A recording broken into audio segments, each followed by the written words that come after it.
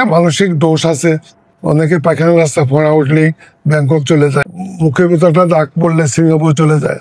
এটা তার টাকার বাহাদুরি, আমাদের মানসিক অস্থিরতার কারণে সে যায়। যেমন একটা গলব্লাডার রোগী আজকে সকালে আমার কাছে আসছিল, সে বললো যে আমি তো একটু ব্যাংকক যাইতে চাই। আমি কোনো দরকার নাই, তুমি এখানে করো, তোমার ভাইয়েরও এখানে করছে, একদিন ছিলা, সুস্থ হয়ে গেছে, কোনো প্রয়োজন নেই বিদেশি মুদ্রা খরচ করার। আস্থা পাচ্ছে সে কালকে ভর্তি হবে, অপারেশন হবে। এটা এক একজনের মানসিক চিন্তার থেকে এটা হচ্ছে। আপনি দেখেন করোনার সময় 3 বছর পৃথিবীর সবকিছু বন্ধ ছিল, তখন লোকজনের চিকিৎসা এই দেশে হয় নাই, হয়েছে তো।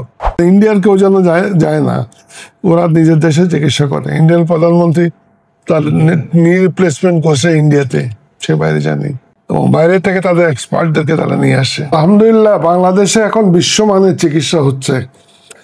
আপনি দেখেন আগে যেখানে দেশে 10-12টা এনজিওগ্রাম হতো এবং এনজিওগ্রাম করার জন্য ইন্ডিয়া যাইতে হইতো, এখন প্রতিদিন বাংলাদেশে বিভিন্ন হাসপাতালে 400 থেকে 500 এনজিওগ্রাম হচ্ছে, এবং সাকসেসফুলি হচ্ছে।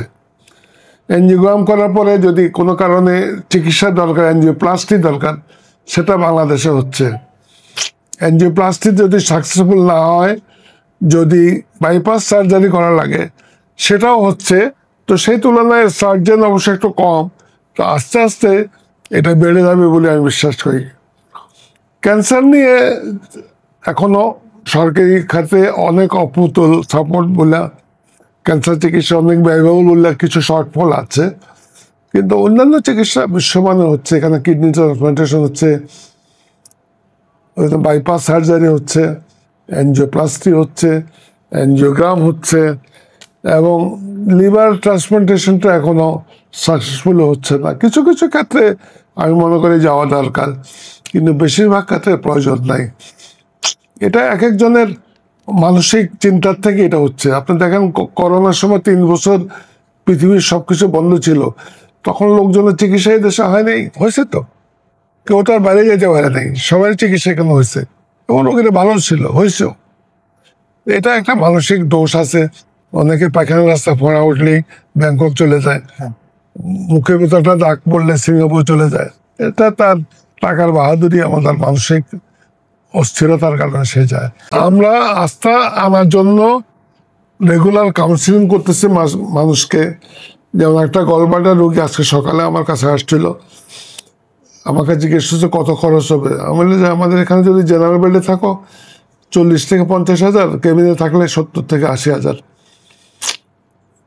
সে বললো যে আমি তো একটু ব্যাংকক যাইতে চাই। আমি কোনো দরকার নাই, তুমি এখানে করো, তোমার ভাইয়েরও এখানে করছে, একদিন ছিলা, সুস্থ হয়ে গেছে, কোনো প্রয়োজন নেই বিদেশি মুদ্রা খরচ করার। এবং আস্থা পাচ্ছে সে কালকে ভর্তি হবে, অপারেশন হবে। কাউন্সিলিং করতে হবে, মানুষের সাথে কথা বলতে হবে। আমরা মানুষকে অনেক সময় একটু কম সময় দিই, সময়টা দেওয়া একটু বাড়াইতে হবে। প্রাইভেট সেক্টরে, গভর্নমেন্ট সেক্টরে তো এটা জিরো। এটা কোনো চেষ্টা করে তারা কিন্তু কোনো উপকার আসতে পারতেছে না। স্বাস্থ্য মন্ত্রণালয়ে বর্তমান যিনি আছে, বিশেষ করে ডক্টর সাইদুর রহমান, উনি অনেক চেষ্টা করতেছে, কিছুটা উপকার হবে বলে মনে করি। আরেকটা মেডিকেল সার্ভিসে যেটা সবচেয়ে ট্রেমেন্ডাস রেভুলেশন হয়েছে, সেটা হলো ফার্মাসিউটিক্যালসে। আপনি মোটামুটি 95% ওষুধ এখানে পাচ্ছেন। আপনি একটা প্যারাসিটামল বাংলাদেশের ইন্ডিয়াতে যে দাম, সিঙ্গাপুরে যে দাম, আমাদের এখানে অনেক অনেক কম দাম। মানুষের ক্রয় ক্ষমতা বেড়ে আপনি আশ্চর্য হবেন, 74% অফ দ্য পেশেন্ট নিজের পকেটের পয়সা দিয়ে খরচ করে ওষুধ কিনতেছে। 26% মাত্র কিছু কিছু ওষুধ সরকারি ইয়ে থেকে পাচ্ছে, তাও পুরো ডোজ পাচ্ছে না। তো সেই ক্ষেত্রে আমি মনে করি যে প্রাইভেট সেক্টরকে যদি গভর্নমেন্ট নারিশ করে, লালন পালন করে, অনেক উপকার হবে।